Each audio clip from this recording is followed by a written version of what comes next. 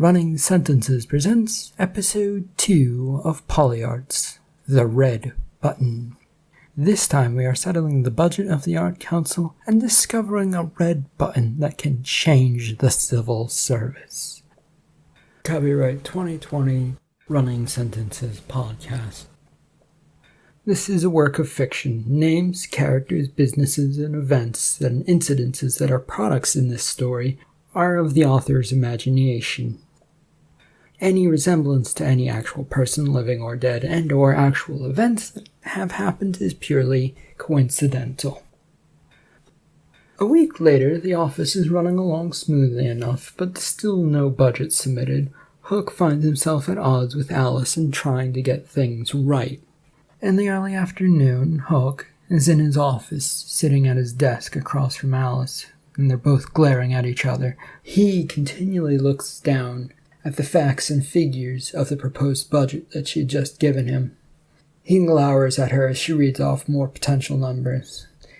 If we move funds from the film section of our budget, since we don't get many movies made in this state, then we might be able to make some small, minor cuts in the budget. That's not good enough. We need to slash and burn. Despite my insistence on this, your revised plan keeps making this budget go up.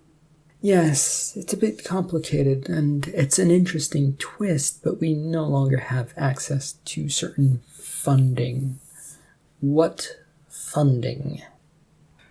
It's for the upkeep of the desk. We would receive stipulation and directed funds for that project, which we also use to help run the office itself, but that sort of became our whole budget. I don't know what you're trying to pull, Alice, but it won't work. Go find a way to reduce our budget. She slowly rises from her chair, closing the budget folder with a sigh. I'll try, Commissioner. Also, remember, you must finish your inbox and have everything signed in triplicates, then duplicates, then triplicates once again. And before you complain to me, it's a red tape issue that your state legislature insisted upon. I have no control over it. She headed for the office door and exited as Hook sat back and glanced over at the stack of papers in his inbox. After a few seconds of making his chair spin around and around because he didn't want to look at the papers, he stood up to get away and wander about the office to get a chance to think. This, however, did not work. Oh, I need to get away from all of this. He headed for his office door and, once outside, began a search for an office balcony. However, the building contained none, and he soon found himself heading down to the lobby and then to stand outside the front door. Once outside, he found himself wandering up and down the sidewalk, looking at the building in a bit of disgust. It was a drab color, and the look drained all hopes and dreams one might have away. He wandered one way and then the other, trying to find some fresh air and get away from it all. The building, he decided, was very stately in its own way and its own goal of getting things done in a colossally slow pace, but it didn't change the ugliness of it all. And he continued to wander about until he heard the footsteps rush up behind him and saw Lawrence. Hook stops and stares. Lawrence, what is it this time? There was a phone call from your campaign manager who wanted to talk about something vitally important. I didn't exactly ask what it was, though.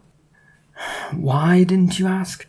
They sounded like they didn't want to tell me anything, or that I didn't have the need to know about what was up. Hook rolled his eyes at this and turned and slowly headed back towards the office with Lawrence in tow. Lawrence, I have a question on another matter, I think. Well, I'm here to help you, Commissioner. Glad to hear it. The thing I was curious about was, do you think it's possible to have an employee moved out of the Art Council? Not me, I hope, Commissioner. I mean, I've worked very hard for you. No, not you. Sorry, I didn't mean you. I just had this thought, and I was wondering if I could do it. Oh, well, I don't know, but I could check with Miss Jacob for you. No, thank you. Lawrence, thanks. I think it's best to keep Alice out of this. Otherwise, I might find my head on a pointy stick with her control. But if you could look into it without, her knowing, I could appreciate that. Yeah, I can do that for you. It shouldn't be too hard to begin looking around for things and clues. Good, thank you. They'd reached the front entrance of the office building and entered. It was a short trip back to the office and down the hallway to get to Hook's office.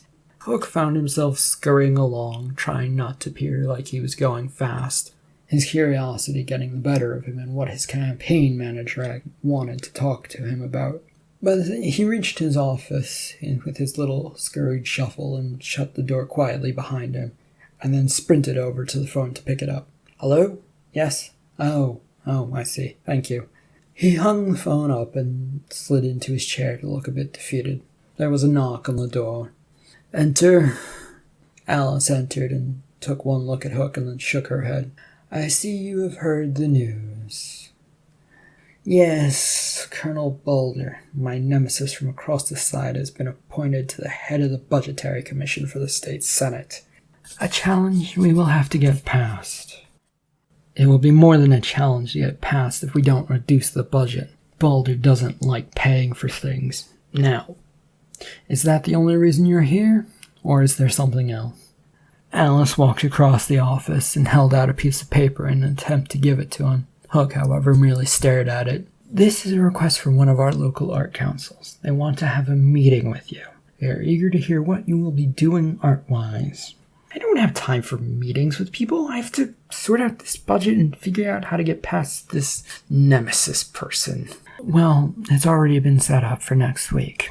I have already told Lawrence about the meeting, and you will have to find some talking points to make them happy without promising anything. Since you're a politician, I don't think that should be too hard for you."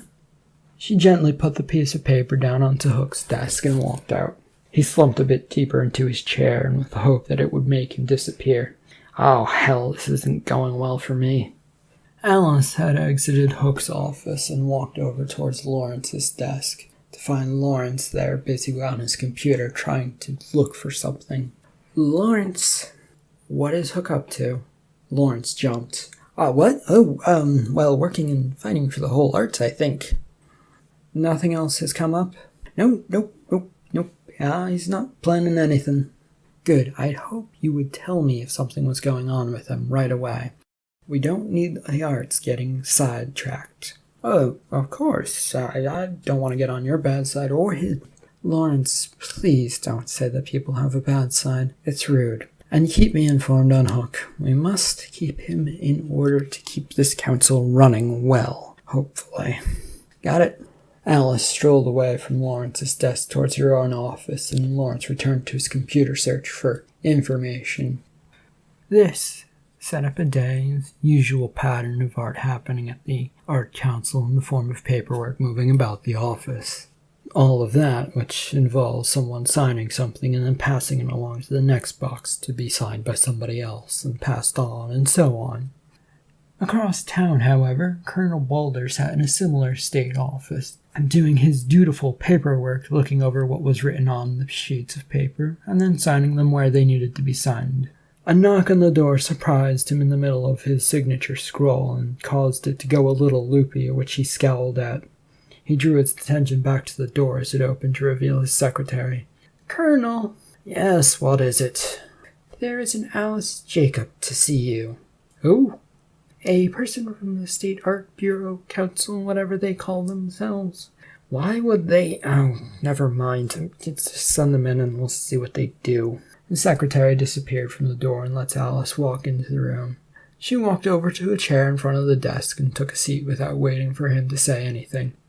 "Thank you for seeing me." No problem." "Now, I have a suspicion as to why you're here, but please do tell me why you're here." "Well, we heard you were appointed State Budgetary Commissioner, and we wanted to get in to talk to you. I was hoping to get a feeling for how to handle our budgetary issues for the office." And why is it, pray tell, you and not our great and grand friend, Morgan Hook?" "It's a delegation of responsibilities on our part. Since I'm responsible for formulating this budget, it's best to get it straight from the source, don't you think? You, on the other hand, need to tell me what I need to know to get it passed." "I can't share much about what we're shooting for other than to cut budgets. We need to make the other party look bad."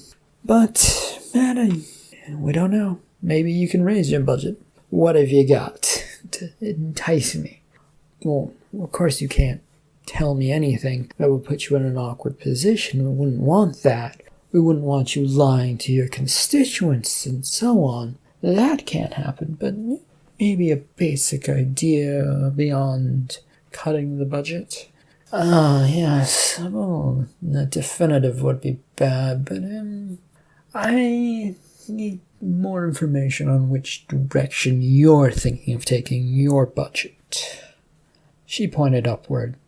Is that a good enough idea for you? Yeah, I think that will settle what I think you're going for. And, while normally I would say cut the budget, I could see my way clear to, if you don't stretch things too high, doing so would spark some questions. I think a general understanding is if the budget should look about the same while rising. It shouldn't raise too many eyebrows. I know all the departments want their budgets to grow, but that can only happen while it looks the same, or if things look like they got cut. Yes, I can see where that would be an issue. I think I might have a way of doing such a thing. If you'll excuse me, I think I must get back to my own offices. They both rose from their respective chairs, and he offered his hand, which she took gently, and they shook, and she exited the office. Back across town at the Art Council building, Hawk had finished signing the latest round of papers that was under the guidance of Lawrence. The signed papers are stacked neatly and then put into the outbox by Lawrence as Hook eyes the last sheet of the day as he puts his pen to sign it. Good. Is this all for today? Yes, Commissioner, I think that's all for today, and after that you can go home. Good. Hook rose from his chair as he dotted his last I. Oh, and before I forget, did you find anything about the whole moving people around deal? He'd moved over to his coat hanger and grabbed his coat off of it. I started looking into it, Commissioner, but I didn't really find anything out yet. All right, well, let's keep at it, and don't let Alice down. Oh, no, don't want her to find out. Lawrence, where is she, by the way? I figured she'd poking her nose in around here to see that we were doing our jobs. That or trying to poke us with sticks to make sure we were doing our jobs. I think she went to a meeting of some sort. Yes. She went off to a budgetary meeting of some sort, I think. The state legislature? She brushed by me real quick and said it all in a rush, and I was busy looking into your thing that I didn't catch it. Sorry. Look, froze for a second, looking surprised. What? Why wasn't I told? You didn't know you wanted to know? Hook, however, was mostly out the door, having not heard what Lawrence was trying to say. Lawrence could only shake his head and pick up the papers in the outbox so he could go file them away. Hook, frustrated by this, rushed out of his office and headed for Alice's office, but she wasn't back yet.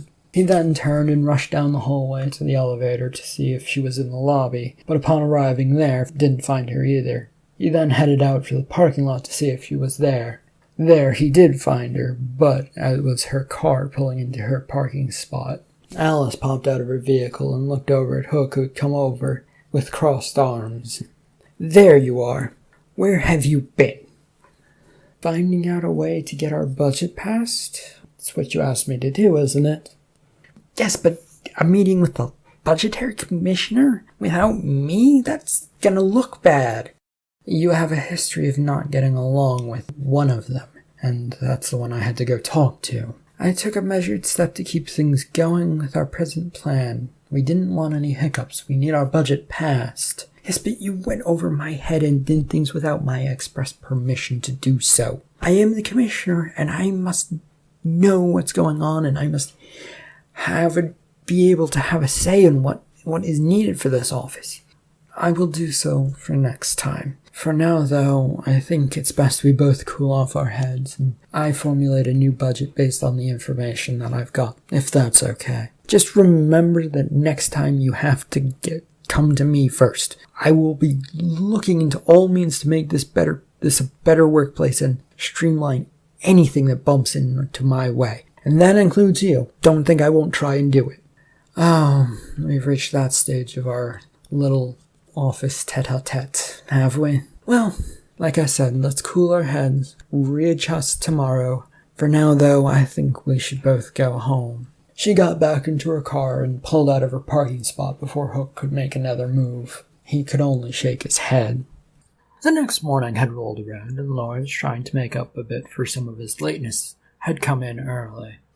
He could be found sitting at his desk working on his computer trying to find a solution for the commissioner's thought experiment. Alice strolled up, looking rather annoyed and pissy. She approached Lawrence, who noticed and shrinks a bit in his chair.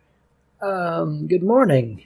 Lawrence, it is not a good morning at all. I thought I told you to tell me what our friendly commissioner was up to. Yeah, you did that, yeah. But he's not up to anything. Just tell me what he's up to. Well, he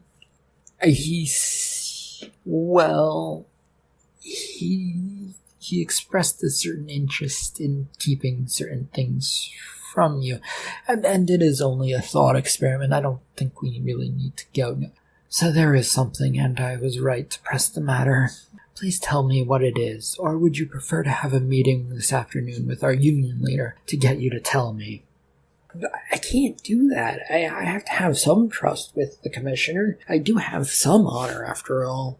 She rolled her eyes and then marched past him into Hook's office. Upon entering, she found Hook busy with State Senator Karen Hunter. Both of them were looking over some paperwork. Good morning.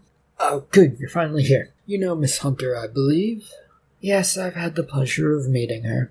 Alice came over and shook Karen's hand and then pulled up a chair. Nice to see you again. We're looking over the budget outlook for the year, and we would appreciate your insight. I understand you got the State Budgetary Commissioner to talk to us. The Commissioner shuffled some papers about and then glanced up at Alice again. Yes, so nice for you to be able to join us and help us out. I had a discussion last night with your counterpart, Boulder, so that we can get a feel for what we should be doing. He wasn't opposed to raising our budget, but we don't want to go too high. A good piece of information to have, Alice, as long as he was being honest with us. That info doesn't matter, though, because it's not my job to increase the budget, but decrease it. I don't think that's a wise idea, Commissioner.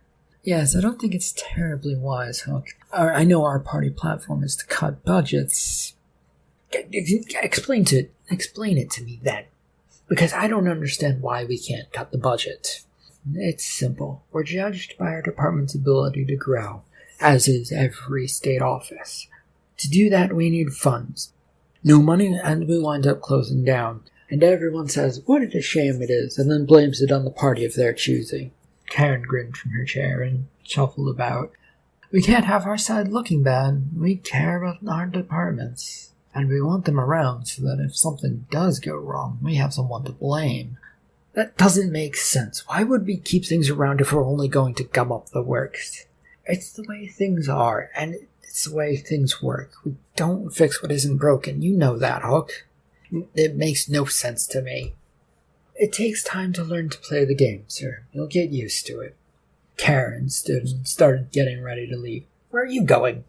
I have my own commission to look after and that I need to tend to. But from the sound of things, you guys are already well on your way to figuring out your budget. You didn't really need me here. Alice and Hook both tried to stand up to see Karen out, but she's already made a beeline for the door and exited. Alice sinks back into her chair as Hook stands rather awkwardly. I believe we have some business to attend to. We do? You wish to streamline things, and by that I assume you mean remove me as you see me as an obstacle. Lawrence knocked on the door and excitedly entered the office.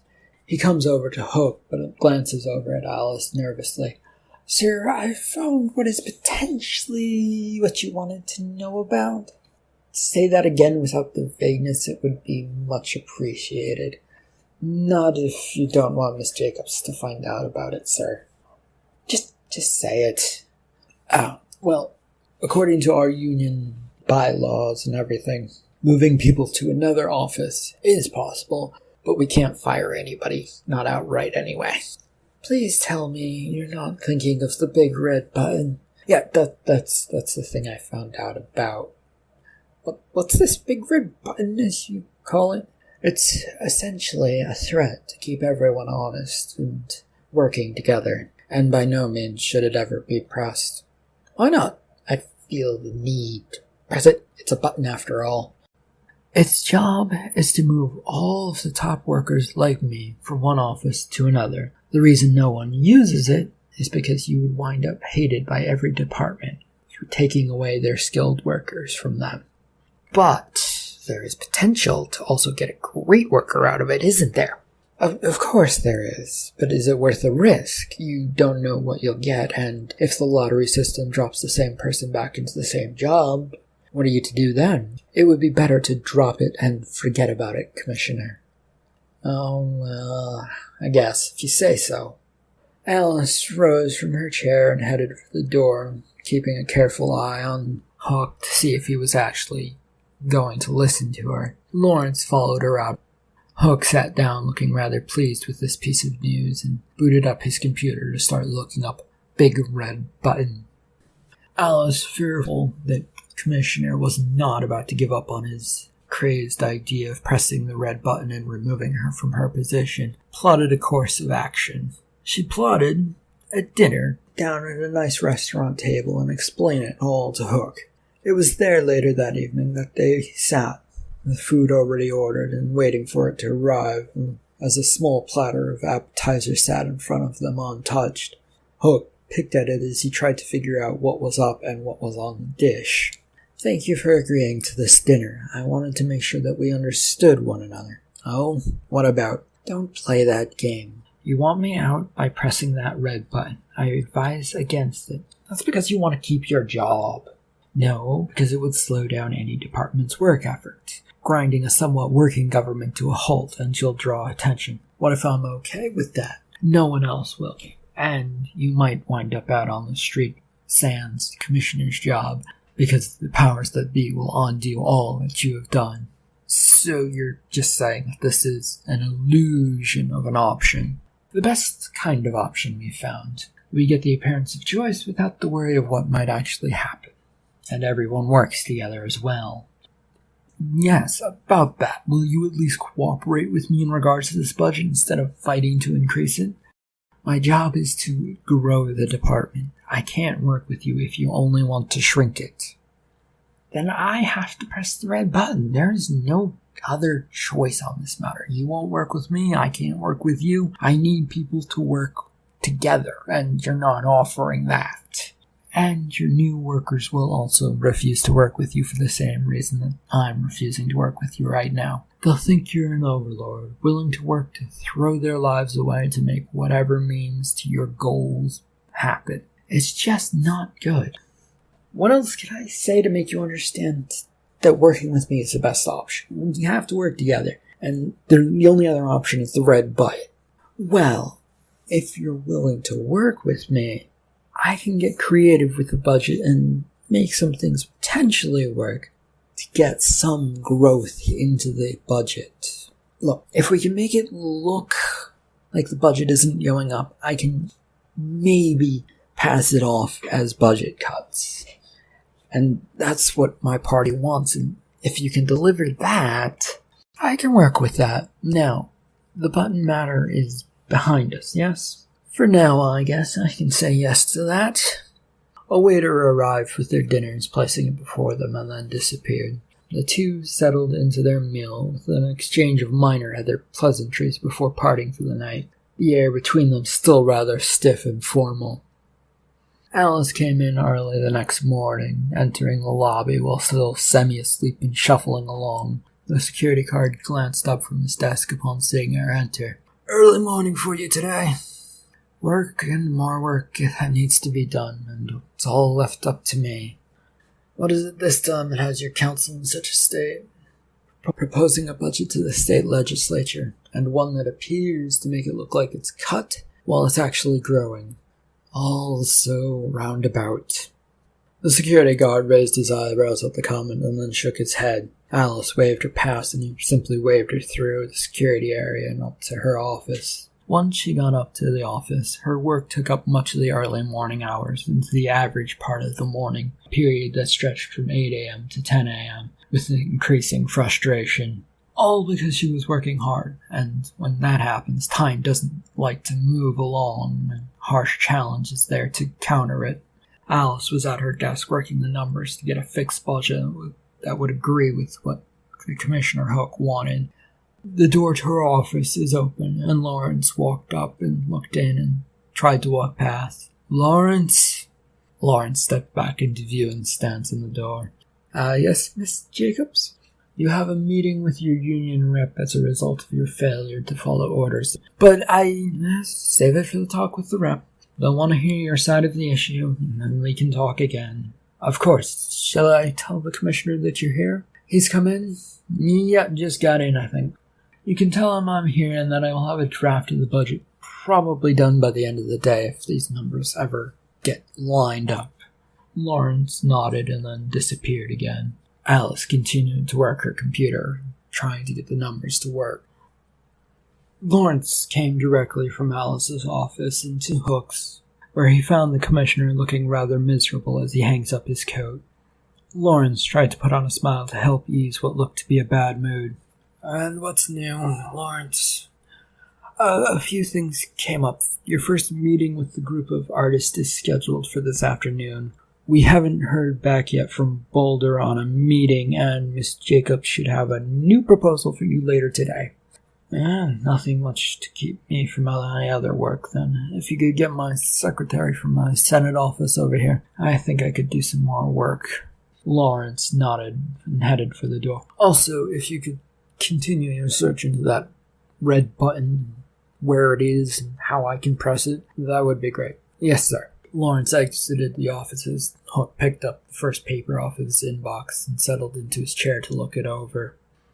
That was how he would spend most of his morning, looking for various files from both state and art council from his secretaries, all while doing his damnedest to keep up with what was going on. This kept on until Lawrence finally glanced at his watch and excused himself for a few minutes, after which he returned and politely stood there. Yes, Lawrence, what is it now? Your meeting with the artists in the meeting room is about to begin.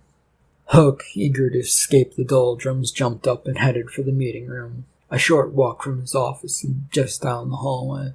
He slid into the room that had a few art people lounging about.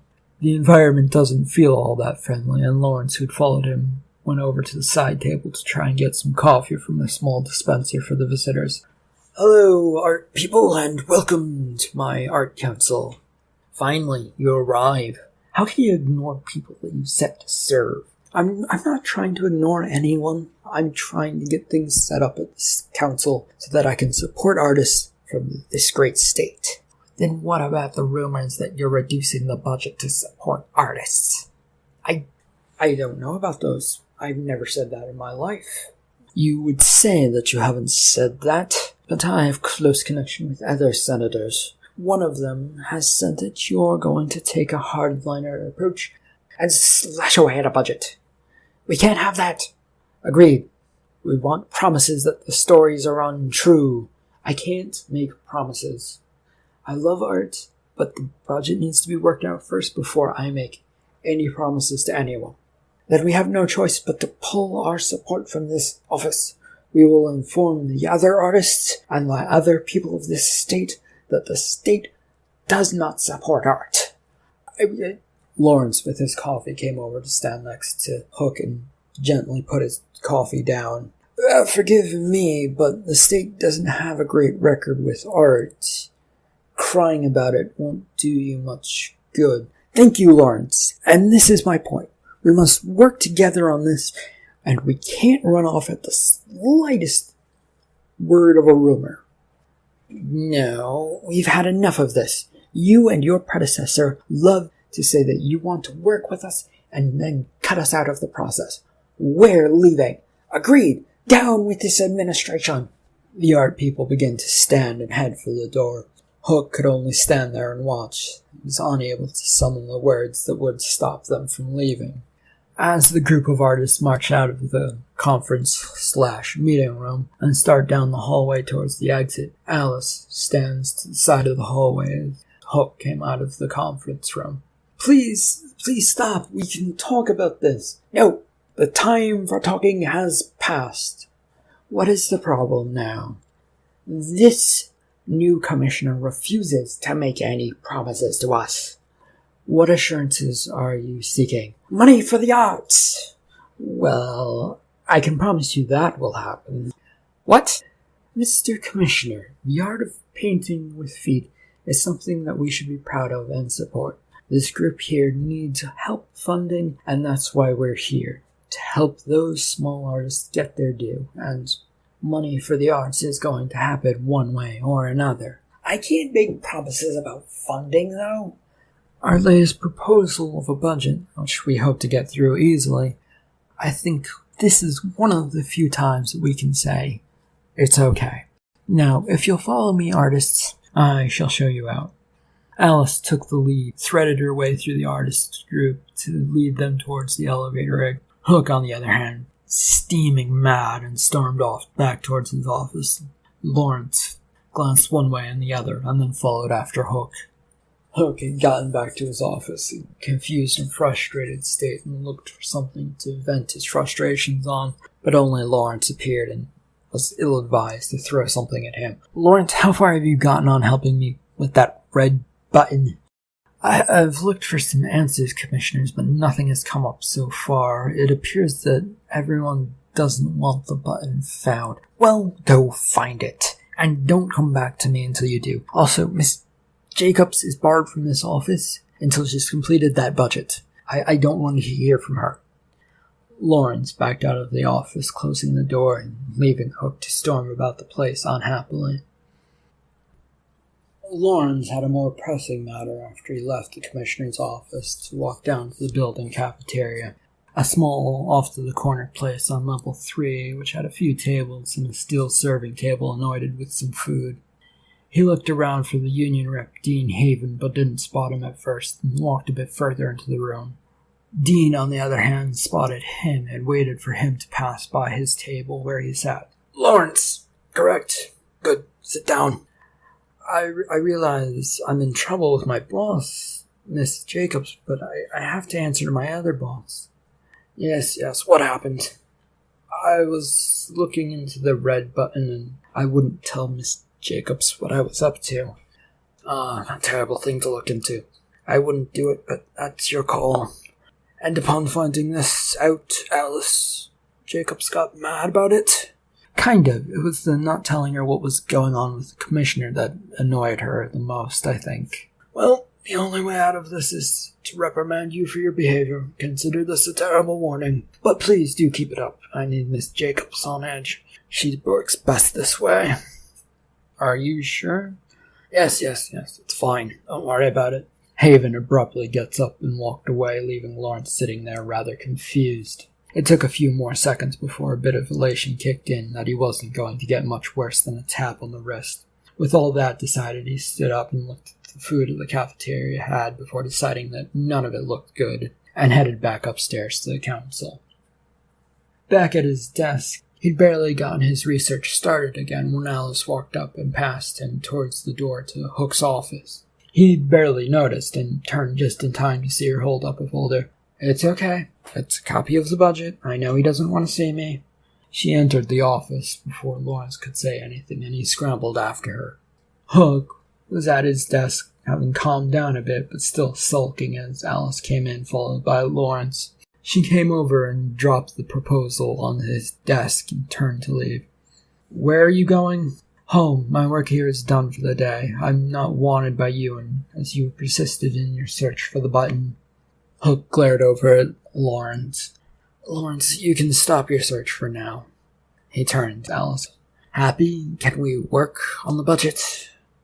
She stopped as she came to the door, then reluctantly came back over. We shall see, I suppose. Hook pulled the folder of the budget proposal in front of him and opened it to begin looking it over for a few seconds. The three of them had lapsed into silence as he read, and she sat down, and Lawrence also found a nearby chair to sit down in. Yes, I think this is a good start, and we need to work with one another, but I will say that I'm uncomfortable with how comfortable you are with this job. I have to be, Commissioner, otherwise this department will fall apart, but I understand the issues that you have with this. It's not easy being the lone political source here. We'll continue to look over the budget. As for the budget, this raises it to a degree, but I'm not completely comfortable with. Yes, I think if you read a little further, you'll understand that this distributes money easily and much better than we do, and it makes us look like we aren't growing, even though we're asking for more money. The plan is that we get money for the budget, and then we direct that budget into funds. Most of our budget will go into these funds directly to the arts and so on. By doing this, the state should recognize that it isn't an increase in our budget, but a better distribution to the artists. All the while, the budget for the office only goes up incrementally. And the downside?